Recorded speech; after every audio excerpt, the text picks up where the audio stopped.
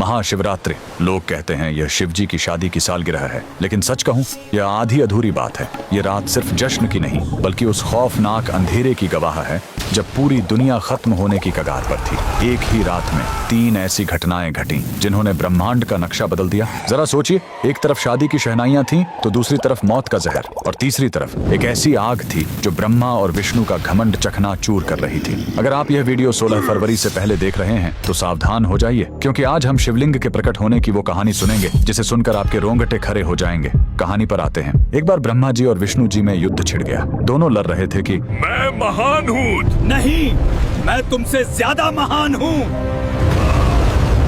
उनका यह घमंड जब दुनिया का संतुलन बिगाड़ने लगा, तब अचानक उनके बीच एक विशाल अनंत अग्नि स्तंभ प्रकट हुआ। वह आग का एक ऐसा खंभा था जिसका न कोई शुरुआत था न अंत। उस स्तंभ से एक भारी आवाज आई, जो मेरे आखिरी सिरे को खोज लेगा वही महान होगा।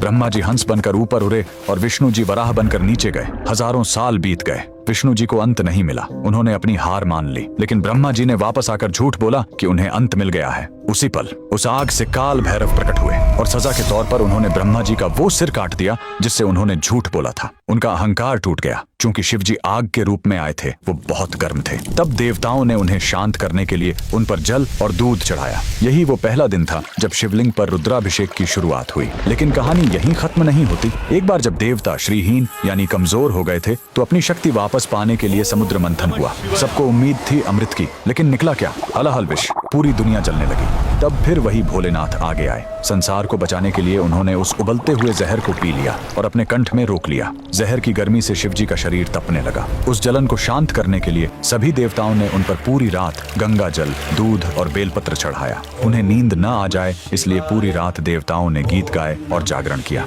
यही वजह है कि महाशिवरात्रि पर हम पूरी रात जागते हैं। लेकिन रुको, यह रात इतनी डरावनी भी नहीं है। इसी रात प्रेम की जीत भी हुई थी। जब माता सती ने अपने प्राण त्यागे थे तो शिव जी पूरी तरह टूट गए थे। वो वैरागी बन गए, दुनिया छोड़कर समाधि में चले गए। तब माता सती ने पार्वती के रूप में जन्म लिया। उन्होंने हजारों साल तक कठोर तपस्या की, सिर्फ अपने शिव को वापस पाने के लिए। आखिरकार भोलेनाथ पिघले। इसी महाशिवरात्रि की रात वो वैरागी फिर से दूल्हा बना और शिव शक्ति का मिलन हुआ। तो इस 16 फरवरी जब आप शिवलिंग पर लौटा भर जल चढ़ाएं, तो याद रखिएगा, आप उस आग को शांत कर रहे हैं और उस जहर के दर्द को कम कर रहे हैं। कमेंट में लिखें हर हर महादेव।